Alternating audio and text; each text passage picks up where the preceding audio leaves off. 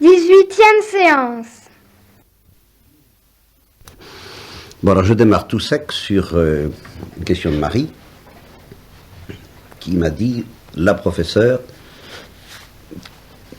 semblable en cela à celle d'ailleurs de Marinon et de Claire, nous a affirmé que Descartes avait fait une démonstration de l'existence de Dieu qui ne valait rien. C'est à peu près ça. Bon, alors Claire et Marinon souscrivent que leur prof en dit autant. Florence, pas entendu parler. Bien. Alors, Marie me dit, dépêchez-vous de nous faire une démonstration de l'existence de Dieu qui vaille quelque chose, afin qu'on ait la parade. Qu'on se sente au moins, parce que ça la sécurise pas du tout, Marie, et à juste titre en un sens, puisque l'Église affirme que la raison peut et doit reconnaître l'existence de Dieu par ses propres moyens, sans l'intervention nécessaire de la révélation et de la vertu théologale de foi. Par conséquent, on se sentirait quand même mieux dans sa peau si on avait une démonstration de l'existence de Dieu claire et distincte. Ah, claire sans dire le... Pourquoi tu as réagi parce que j'ai dit claire et distincte? C'est une expression cartésienne. C'est une expression cartésienne, d'accord. Bon, alors, justement, c'est moins facile de ne pas être cartésien qu'on ne le croit. C'est... Marinon l'appelle, comment est-ce qu'elle l'appelle, René Lachouffe, là? Comment tu l'appelles? René Lachouffe, ce qui signifie... ça signifie quoi? La honte, bon. Eh bien, c'est tout de même c'est une maladie dont on est beaucoup plus difficilement guéri qu'on ne le croit, le cartésianisme. Alors, si Marie et bien d'autres me demandent une démonstration qui soit en fait une démonstration de type cartésien, ça prouve qu'elle est déjà tellement intoxiquée par le cartésianisme, sans s'en douter, mais elle n'est pas la seule, rassure-toi Marie, que justement, il suffit pas de dire Descartes petit esprit, Descartes Lachouffe, ça veut dire qu'on n'est pas guéri, on n'est pas délivré du rationalisme intempérant, paranoïaque et dément, dont Descartes n'est pas le seul responsable d'ailleurs sur la Terre, mais enfin dont il est un des principaux responsables dans notre culture actuelle. Alors, je vais essayer de vous montrer déjà dans un premier temps qu'en effet, c'est pas si facile que ça de ne pas être cartésien, et que bien des gens qui semblent s'opposer au cartésianisme sont encore cartésiens. Alors pour ça, je retiens une seule chose, pour commencer, parce qu'il y en aura beaucoup d'autres à dire, une seule chose, justement les idées claires et distinctes. Bon. Descartes rêve d'un fonctionnement de la raison pure à partir des idées claires et distinctes que nous trouvons en nous, déposées au fond de notre intelligence, de notre raison. Alors, Descartes dira par le Créateur une fois qu'il aura démontré l'existence de Dieu, mais ceux qui ne croiraient pas à l'existence de Dieu, mais qui auraient d'une tendance analogue, comme Platon qui croit, si on veut, à l'existence de Dieu, mais pas du tout de la même manière que Descartes, parce que Descartes est un chrétien et que Platon ne l'était pas, ce qui change beaucoup de choses. Vous vous en doutez, Platon, lui aussi, croyait que nous avions des idées innées au fond de notre esprit, et que la science consiste... Est-ce que vous connaissez cette théorie-là? Vous en avez entendu parler? Une théorie platonicienne de la science. Ça s'appelle la théorie de la réminiscence. C'est une sorte de psychanalyse spirituelle par laquelle on trouve dans son inconscient la science déjà faite, la science oubliée. La science, nous l'avons oubliée en naissance. C'est d'ailleurs très proche de la doctrine de la réincarnation, cette affaire-là. Nous naissons avec une science engloutie, comme l'Atlantide. Et elle est engloutie au fond de notre esprit, alors nous l'avons oubliée. Et la science, la maïeutique de Socrate, vue par Platon, ça consiste un petit peu à retrouver, grâce à cette maïeutique, cette science qui gît au fond de notre esprit, cet univers intelligible, parfaitement intelligible, qui a ceci de commun avec l'univers de Descartes, c'est que, en effet, c'est un univers intelligible coupé du sensible. libérer des impuretés du sensible, parce que, pour Platon comme pour Descartes, le sensible, c'est pas intelligible, quoi. Et un intelligible immergé dans le sensible, c'est un intelligible moins pur, moins satisfaisant qu'un intelligible délivré du sensible. Et ça, je suis d'accord avec Platon et avec Descartes là-dessus. Un intelligible délivré du sensible est plus satisfaisant, et je m'empresse de le dire ce soir, et vous verrez pourquoi, plus satisfaisant et plus intelligible qu'un intelligible immergé mélangé au sensible, qui, en un sens, est impur. Bien, ça c'est vrai. Seulement, ce qui est faux, c'est le rêve de Platon et le rêve de Descartes, selon lequel nous serions, au fond de notre âme, des idées intelligibles pures, qu'on appellera des idées innées, si vous voulez, c'est-à-dire qu'elles viennent avec notre naissance, elles viennent avec nous en naissant, ou plutôt elles viennent avec nous au moment de la création, de la production de notre âme, de notre intelligence. Elle arrive dans l'existence avec ces idées intelligible, pure, que Platon essaiera de retrouver, et Descartes aussi. La seule différence, c'est que pour Platon c'est difficile, pour Descartes c'est très facile, et suffit de suivre sa méthode. Et il y a une deuxième différence beaucoup plus profonde, mais dont je vous fais grâce, parce que je ne peux pas tout vous dire ce soir. Mais revenons à Descartes. Donc, il existe en nous, indépendamment de l'expérience sensible, des idées claires et distinctes. Si nous voulons faire œuvre de science, c'est-à-dire si nous voulons faire une œuvre de raison rigoureuse, il faut partir des idées claires et distinctes. Et en particulier, si nous voulons démontrer l'existence de Dieu, il faut partir des idées claires et distinctes. C'est la seule manière rigoureuse de procéder pour la raison que de partir des idées claires et distinctes, qui, elles, n'ont rien à voir avec le sensible et avec l'expérience sensible. Il faut s'enfermer dans un poêle, non seulement matériel, mais spirituel, se couper de l'expérience sensible, rechercher les idées claires et distinctes et raisonner à partir de là. Bon, eh bien, je dis que dans notre civilisation, tout le monde est cartésien. Je veux dire par là que même ceux qui ne veulent pas faire ça, car il y en a beaucoup qui ne veulent pas faire ça, il y en a beaucoup qui se rendent bien compte que on se coupe de la réalité, qu'on ne la retrouvera jamais avec un système pareil. Ça, c'est évident. Il y en a beaucoup qui sentent ça. Mais ils font à Descartes une concession terrible. Je vais vous donner un exemple, Bergson, par exemple, et bien d'autres. Ils font une concession terrible. Ils subissent vraiment l'effet d'un tour de précipitation. Descartes leur disant c'est le seul usage sérieux de la raison, ils disent oui, d'accord, mais ça ne m'intéresse pas. Et alors ils passent ailleurs. Et par conséquent, ils envoient promener la raison. Ou alors, s'ils n'envoient pas promener la raison, ils reconnaissent que la raison pure. Et alors là, par raison pure, il faut entendre la raison fonctionnant sans coup de pouce, venant d'autre chose que de la raison. C'est-à-dire venant de la poésie. Un petit coup de pouce venant de la poésie, un petit coup de pouce venant du sentiment religieux, un petit coup de pouce venant de la révélation, un petit coup de pouce venant de l'imaginaire, du sentiment de la durée, de l'intuition créatrice bergsonienne, un petit coup de pouce venant d'ailleurs que de la raison, fonctionnant normalement. Eh bien, sans petit coup de pouce, la raison ne peut rien faire. Vous voyez ? Alors, eh bien, quand on dit ça, c'est qu'on est cartésien. Parce que ça vient à accepter et à avouer que la raison pure, sans coup de pouce, n'a qu'une manière de fonctionner, c'est avec des idées claires et distinctes. Moyennant quoi, est-ce qu'elle va se coltiner sérieusement avec le réel, c'est un autre problème. Mais on accorde ça. Et alors, dans une sorte de désespoir, comme Bergson, puisqu'il n'y a pas d'autre fonctionnement sérieux de l'intelligence que celui des idées claires et distinctes, puisque Bergson sent bien qu'avec les idées claires et distinctes, on ne mord pas vraiment sur le réel le plus profond, que Bergson appelle la durée, bon, c'est son affaire, peu importe, ce qui est vrai, c'est qu'en effet, on ne mord pas sur le réel le plus profond avec des idées claires et distinctes, c'est pas vrai. Alors, Bergson dira, il faut chercher la vraie philosophie, la seule manière de mordre sur la réalité la plus profonde de l'être humain, donc d'être sage, c'est de sortir de l'intelligence. Il va jusque-là, les Bergson. Ou, dans le cas de gens qui sont moins absolus que Bergson, eh bien, de donner un petit coup de pouce qui fait que, par exemple, grâce aux sentiments, aux intuitions du cœur, le cœur a ses raisons que la raison ne connaît pas, eh bien, la raison va tout de même arriver à déboucher dans le réel, dans les profondeurs du réel, mais pas toute seule, pas pure. Mais alors, si vous vous êtes laissé convaincre par ça, et ce que, par exemple, votre prof de philo On entend savoir qu'on peut défendre n'importe quoi, ce qui veut dire qu'on n'a pas de prise sur le réel qui soit solide. Quand on a une prise sur le réel qui est solide, on ne peut pas dire n'importe quoi.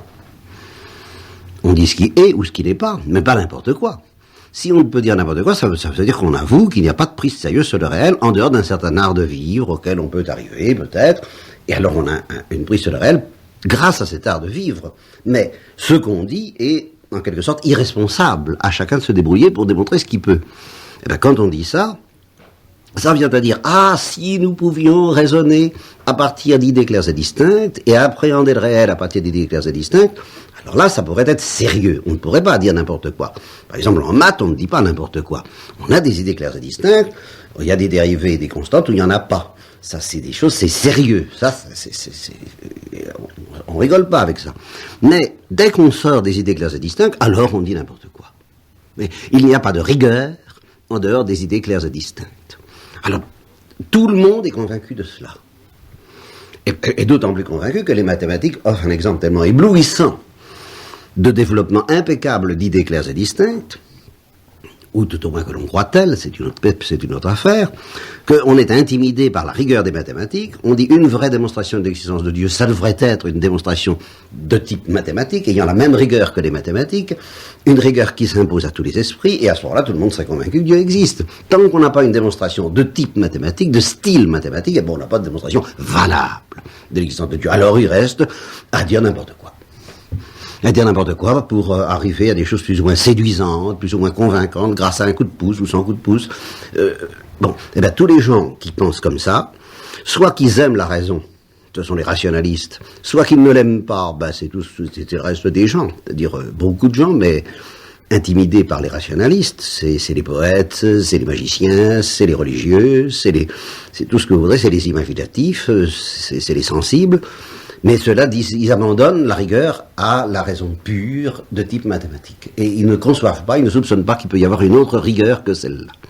Et vous ne serez guéri du cartésianisme quand vous admettrez, quand je vous aurai appris, et ça va être long, qu'il existe un autre usage rigoureux de la raison, et qui est d'ailleurs le seul hygiénique, le seul qui ne soit pas une folie, le seul qui ne soit pas une démence, que celui qui part des idées claires et distinctes. Le seul usage correct de la raison, le seul usage hygiénique, le seul usage qui ne soit pas une démence, une folie, et une folie qui mène, je vous le montrerai d'ailleurs, au goulag. Il y a un lien étroit, c'est celui qui, loin de prétendre, loin d'avoir l'orgueil, car c'est un orgueil, c'est pour ça que c'est grave tout de suite, de partir et de fonctionner dans le monde dans ce que Baudelaire appelle de jamais sortir des nombres et des êtres. Vous voyez, il associe les nombres et les êtres. C'est-à-dire ne jamais sortir des idées claires et distinctes. Eh bien, le vrai fonctionnement correct de la raison, qui à la fois embrasse le réel et est rigoureux, et n'a pas besoin d'un coup de pouce, venant du sentiment ou de la foi, ou de tout ce que vous voudrez, ou de l'imagination ou de la poésie, le seul fonctionnement correct, hygiénique de la raison, c'est un fonctionnement qui part de l'expérience sensible, et par conséquent, qui part d'idées confuses, et non pas d'idées claires et distinctes. Et alors ça, c'est capital. Et voilà que je vous apprenne l'existence d'une rigueur qui part d'idées confuses. Ça paraît presque une contradiction. Et justement, il y a une sorte de révolte de l'orgueil intellectuel qui ne veut pas de ça. Parce que c'est pas rigolo, vous savez. C'est pas satisfaisant du tout. C'est très humiliant d'être obligé de naviguer au milieu d'idées confuses, qui sont confuses au départ, qui deviennent de plus en plus claires à l'arrivée, mais jamais parfaitement claires, parce que jamais complètement dégagées du sensible.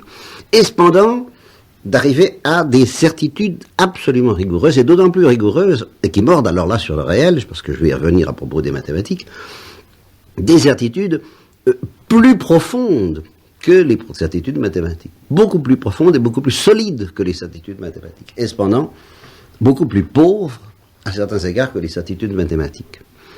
Alors, j'en arrive donc à ce paradoxe, qui est le suivant. Une démonstration de type mathématique de l'existence de Dieu, convaincrait tout le monde.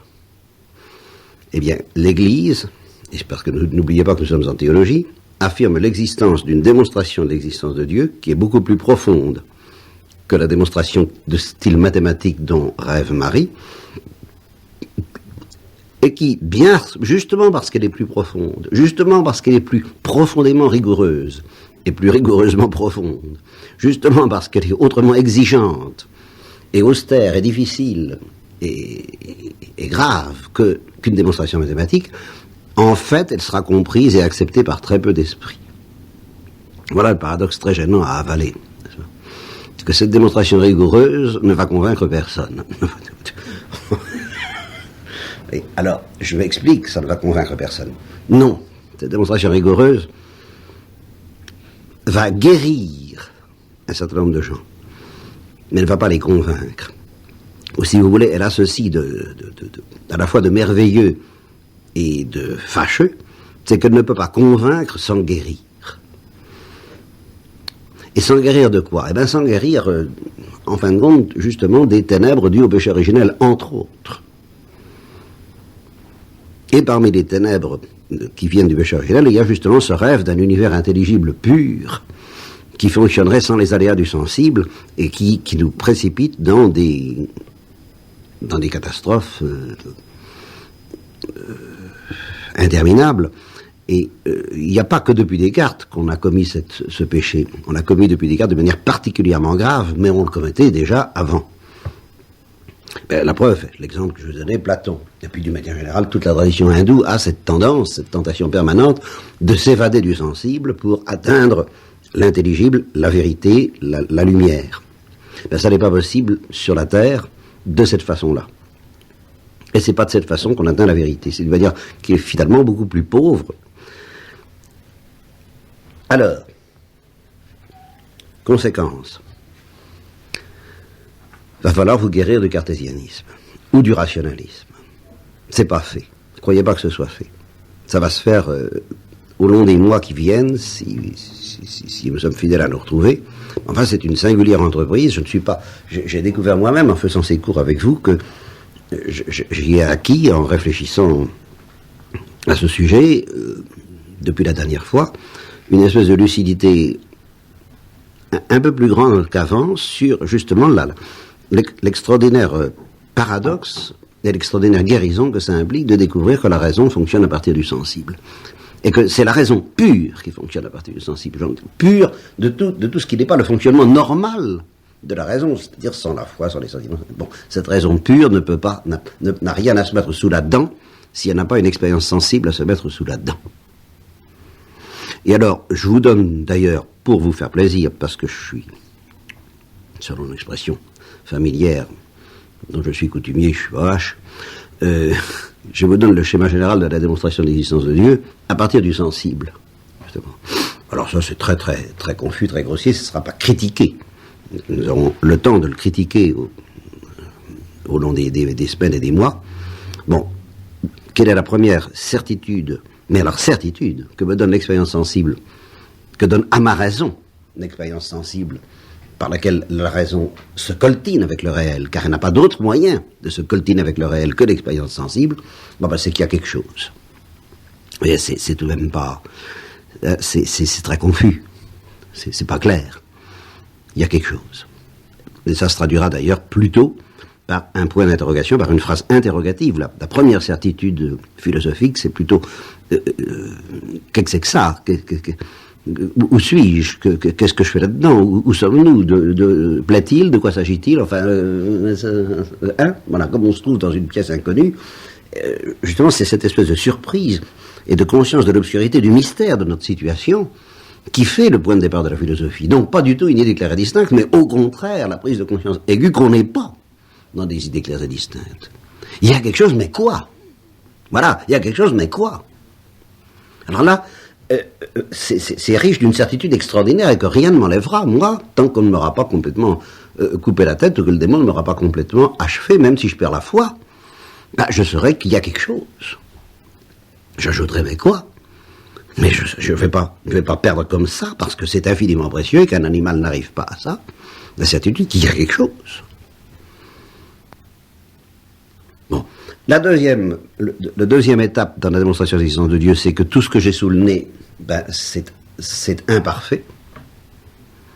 Aussi, et que moi-même je suis imparfait, et que tout ce que j'ai sous le nez, toutes les réalités que j'ai sous le nez, une ou plusieurs, j'en sais rien, je ne tranche pas, je suis dans les idées confuses, je suis pas dans les idées quasi distinctes, tout ça n'est pas satisfaisant, c'est confus et puis c'est pas parfait. La troisième certitude, c'est la certitude clé. Ce qui est imparfait doit être produit et créé, et créer, c'est le mot-clé, mais doit être produit dans l'être par un être parfait, que j'appelle précisément créateur ou Dieu. Et voilà la démonstration de l'existence de Dieu. Mais cette démonstration part du fait qu'il y a quelque chose. Elle ne part pas d'une idée de Dieu. Ce qui est le reproche fondamental que Kant et tous les autres, et à juste titre, font à la preuve cartésienne de l'existence de Dieu. Qui part d'une idée claire et distincte et dit cette idée ne peut pas me tromper. Mais si. Parce que, et je vais terminer là-dessus pour aujourd'hui, parce que ça fait quand même pas mal de choses que je vous ai dites en vitesse, les mathématiques c'est très satisfaisant, mais les mathématiques ça porte sur l'imaginaire. Et voilà pourquoi personne ne discute. C'est pas seulement parce que ça n'a pas de conséquences morales. Si je démontrais mathématiquement l'existence de Dieu, il y aurait tout de suite des contradicteurs. Premièrement, parce que l'existence de Dieu peut paraître gênante. C'est pas vrai. Tout Dieu n'est pas gênant. Et un Dieu mathématique n'est pas gênant du tout. Supposez qu'on puisse démontrer l'existence d'un Dieu mathématiquement. Ce Dieu-là ne pourrait pas être gênant. Par définition, ce serait un Dieu... justement, ce serait un Dieu imaginaire. Ce serait un Dieu mathématique. Et les mathématiques, c'est le domaine de l'imaginaire. C'est pas le domaine du réel. Alors, ce serait un Dieu idéal. C'est pas du tout un Dieu qui exigerait quelque chose comme dans la révélation judéo-chrétienne. C'est pas un Dieu dont il y aurait quelque chose à craindre, c'est pas un Dieu auquel je pourrais avoir affaire concrètement. Donc, théoriquement, je pourrais démontrer Dieu au bout des mathématiques, mais justement, ça ne serait qu'un Dieu imaginaire parce que les mathématiques sont justement satisfaisantes parce que leurs démonstrations ne sortent pas du monde de l'imaginaire. Ça ne borde pas sur le réel. Et la preuve que les mathématiques ne bordent pas sur le réel, c'est que malgré leur caractère extraordinairement séduisant, les anglo-saxons, par exemple, qui ont joué un rôle décisif dans le développement de notre civilisation, qui ne sont pas du tout des matheux, que ça n'intéresse pas du tout, et encore bien moins des rationalistes, ce sont des empiriques, c'est l'expérience qui compte. Alors, les anglo-saxons, ils ont quand même été impressionnés, ils se sont laissés atteindre, eux aussi, par le rationalisme de Descartes. Leur refuge contre le rationalisme de Descartes, c'est celui que j'ai dit, c'est oui, c'est vrai, il n'y a pas d'autre fonctionnement sérieux de la raison que celle des idées classiques, mais ça ne m'intéresse pas, moi, anglo-saxon. Moi, ce qui m'intéresse, c'est il fait beau, il fait pas beau, enfin, des choses très concrètes, la navigation, voilà ce qui m'intéresse. Mais l'anglo-saxon, qui n'est pas bête, se dit, les mathématiques, ça m'intéresse pas, c'est de la raison pure, mais ça peut servir. On pourrait peut-être s'en servir. Alors, les mathématiques, comme instrument pour saisir le réel, alors là, c'est autre chose. Mais attention, ce ne sont plus les mathématiques pures. C'est qu'un esprit qui s'établit solidement dans le réel, qui dit « je m'en vais me servir des mathématiques pour essayer de découvrir le réel », alors ça peut être extraordinairement fécond, et ça a été extrêmement fécond. Grâce d'ailleurs à une loi de méthode que je vous jette tout de suite sur le marché, on y reviendra, je ne vais pas tout vous dire, plutôt je vous en dis trop et pas assez à la fois. La clé de la méthode expérimentale qui se trouve être à la source de la bombe atomique, par exemple, ou des ordinateurs et des magnétophones, on ne dirait pas ça si on n'avait pas la méthode expérimentale, c'est le plus de mathématiques possible et le moins d'expériences possible. Et c'est ça que les anglo-saxons ont fini par avaler, par accepter. Et c'est ça qui s'est révélé extraordinairement fécond. Je fais beaucoup de calculs, j'aboutis à des choses extraordinaires, puis je fais faire une expérience sophistiquée, tarabiscotée, très subtile, avec des instruments très compliqués, puis je vais voir si c'est vrai, si mon hypothèse est vraie ou si elle n'est pas vraie. Donc, le moins souvent possible, j'aurai à faire l'expérience, mais alors ça sera d'une importance cruciale. C'est justement ce qu'on appelle une expérience cruciale. Parce que je saurai si mes calculs mordent sur le réel ou s'ils ne mordent pas sur le réel. Mais alors ce sont d'énormes calculs. Je me rappelle, mon professeur de physique, qui n'avait pas du tout compris ces choses-là, parce qu'il était plutôt anglo-saxon de tempérament, c'était un matérialiste épouvantable, et il disait d'Einstein, il disait c'est pas un physicien, c'est un mathématicien.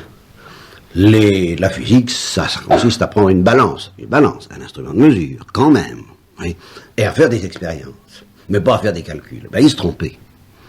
Einstein a fait d'immenses calculs, mais il a trouvé le moyen de les faire vérifier, et il s'est trouvé que la vérification de ces immenses calculs d'Einstein, ben, ça a donné justement la plupart des choses avec lesquelles nous vivons aujourd'hui, ou dont nous tremblons aujourd'hui. Parce que ça a été donc une manière de mordre sur le réel, mais une manière aveugle. Vous voyez ce que je veux dire? Nous faisons des mathématiques, nous sommes en dehors du réel, nous sommes dans le monde des idées, des pures intelligibles, des idées claires et distinctes. Sauce mathématiques, ce qui ne signifie pas clair et distinct tout court. Là encore, je ne peux pas vous dire tout. Bon. Mais enfin, nous sommes dans un univers clos, dans un poêle mathématique. Bon. Comme le diront les successeurs de Kant, nous ne savons pas du tout qu'est-ce que ça a à voir avec le monde extérieur. Non. Bon, mais ça, on y renonce. Justement, c'est la démence rationaliste, on y renonce. Et on développe notre petite affaire. Mais comme on est anglo-saxon, on se dit, on ne peut même pas se désintéresser de savoir, on va essayer de voir quel impact ça peut avoir sur le monde extérieur. Alors on fabrique des expériences tarabiscotées, mais qui ne nous livrent pas du tout la clé du monde. Ça nous assure que ça marche. Mais pourquoi ça marche? On ne sait pas. Mais ça marche. Et un anglo-saxon, alors justement, le rationaliste dit, bon, mes constructions sont parfaites. L'anglo-saxon dit, je ne sais pas pourquoi ça marche, mais ça marche, c'est tout ce qui compte. Mais le rationaliste ne comprend rien à la réalité extérieure, puisqu'il s'en désintéresse. Et l'anglo-saxon ne comprend rien non plus à la réalité extérieure, parce que ce qui l'intéresse, c'est pas de comprendre, c'est que ça marche. Et le résultat, ça a été la civilisation formidable, le développement technique formidable dans lequel nous sommes. Seulement, il y a un autre domaine dans lequel aussi ce délire rationaliste, et c'est celui qui est à votre programme de philosophie cette année, où il s'est aperçu qu'il ne mordait pas sur le réel. Et il s'est dit, mais il faut mordre sur le réel. Vous voyez, là je vous montre le domaine des sciences. On se dit, si on fait des maths, on ne mord pas sur le réel. Bon, qu'est-ce qu'on va faire? La méthode expérimentale, les expériences cruciales. Et on mord sur le réel. Et c'est vrai. Bon. Et c'est vrai avec le développement technique énorme que ça entraîne, et le problème que Bergson posait au sujet de ce développement technique, il faudrait un supplément d'âme, parce que c'est tout de même un peu vertigineux, c'est fascinant, c'est formidable, c'est merveilleux, mais qu'est-ce que ça va donner? Le bonheur ou la catastrophe? Alors ça, bien, il faudrait un supplément d'âme. Et il faudrait voir le réel d'une manière qui ne soit pas uniquement due aux mathématiques ou aux expériences de physique. Bien. Dans le domaine philosophique, qui justement pourrait nous apporter le supplément d'âme, il y a eu Descartes. Au départ, les idées claires et distinctes, le créateur garantit que ça mord sur le réel. Premier étage de la fusée. Deuxième étage de la fusée, Kant. Pas vrai. On n'a aucune garantie que ça mord sur le réel. Tout ce qu'on sait, c'est que c'est la raison qui se fabrique elle-même des objets à partir d'un certain contact avec le sensible, mais qui est aussi mince que possible, et sur laquelle elle projette ces catégories, et elle fonctionne en quelque sorte en circuit fermé à partir du moment où elle a reçu un petit déclic venant du monde de la chose en soi, mais un petit déclic aussi bref que possible, et elle fonctionne toute seule. C'était plus logique que Descartes, mais c'était pas encore suffisamment logique. C'était le deuxième étage de la fusée. Mais le troisième étage de la fusée, l'idéalisme parfait, la conséquence parfaite de la philosophie des idées claires et distinctes, c'est Hegel. Avec Hegel, l'esprit qu'on fonctionne en circuit fermé, rigoureusement pur. La région dialectique se fabrique elle-même ses objets sans aucune intervention de l'expérience sensible. Et sans aucune référence à un univers autre que l'univers de la raison. Alors là, on est dans la démence ultime, dans la paranoïa suprême. Et à ce moment-là, on s'aperçoit tout de même, un certain nombre de gens, alors là, pas seulement les anglo-saxons, se sont aperçus tout de même que cette philosophie de Hegel, avec la raison dialectique, ça tourne complètement dans le vide, que ça n'a rien à voir avec le réel, et que si on veut que ça morde avec le réel, il va falloir injecter quelque chose d'autre.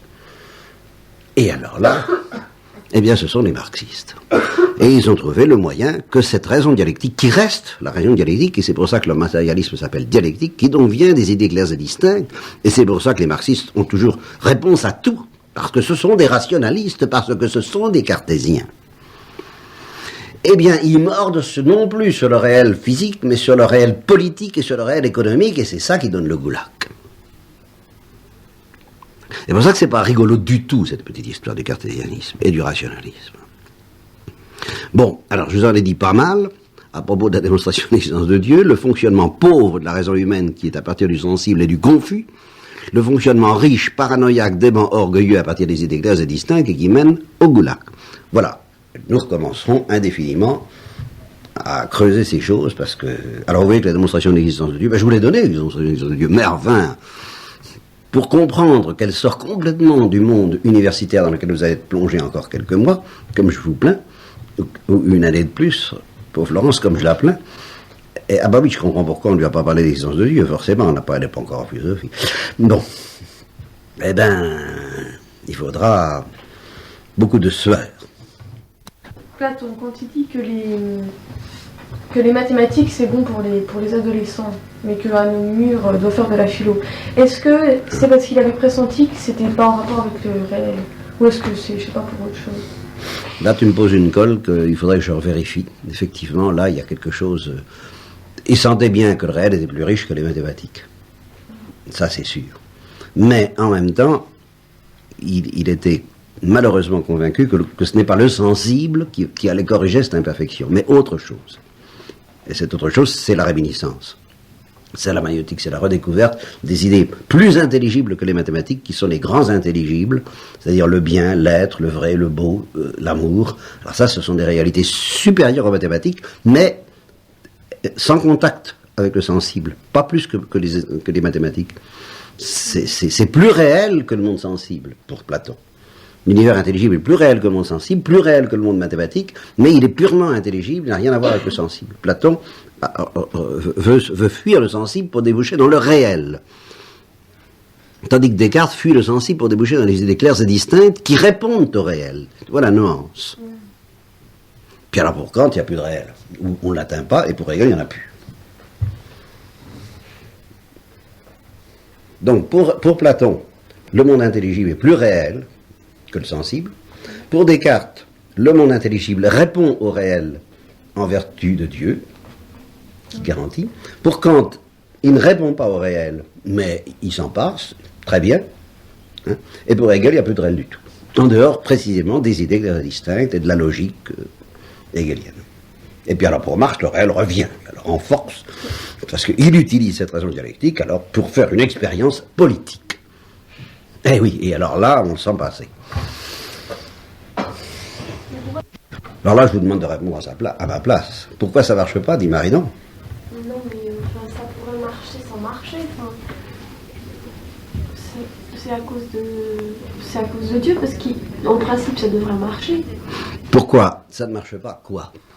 Eh ben, pourquoi les marxistes, ils n'arrivent pas à ce qu'ils veulent? C'est uniquement à cause de Dieu, enfin, à cause du Saint-Esprit, parce que sinon, ça serait... Dans la mesure où ils ont une dialectique efficace et qui monte dans le réel. Puisque ça a marché pour la globalité. Voilà. Oui, voilà, c'est ça, tu as raison. Pourquoi est-ce que ça marche pour les sciences et que ça ne marche pas dans le domaine humain? Mais c'est parce que c'est ce que je n'ai pas pu expliquer, c'est que ça ne mord sur le réel qu'à condition de se contenter d'un tout petit impact avec le réel. Alors ce tout petit impact a des résultats formidables, mais c'est un tout petit impact. C'est-à-dire que ça ne mord le réel que sous l'aspect où il est quantifiable, où il est mesurable. C'est une très petite chose, c'est un tout petit aspect du réel. De sorte que quand on utilise la même méthode pour atteindre la totalité du réel humain, on ne découvre qu'un tout petit bout du réel, le moins important, le moins profond, on passe à côté de l'essentiel, et on fait le laminoir en exigeant de l'essentiel qu'il se taise et qu'il... C'est comme si on voulait réduire le monde... comme si aucun physicien actuellement ne prétend que la physique épuise le réel. Eh bien, les marxistes sont des gens qui prétendent que leur physique épuise le réel. Ou leur théorie économique, leur théorie politique épuise le réel. Ils savent tout de l'homme. Même s'ils avaient raison dans ce qu'ils disent, c'est a priori dément. Avec des idées claires et distinctes, on ne peut pas remplacer l'expérience sensible. C'est pour ça que ça échoue. C'est parce qu'ils refusent de partir de l'expérience sensible dans sa pauvreté comme étant instructrice. C'est ça que tu comprends pas. C'est pour ça que tu n'es pas guéri. Tu n'as pas compris que dès qu'on part des idées claires et distinctes, on est déjà fichu. Parce qu'on est déjà coupé du réel. Il faut partir des idées confuses venant de l'expérience sensible. Alors là, on est dans le réel. Sinon, on n'est pas branché.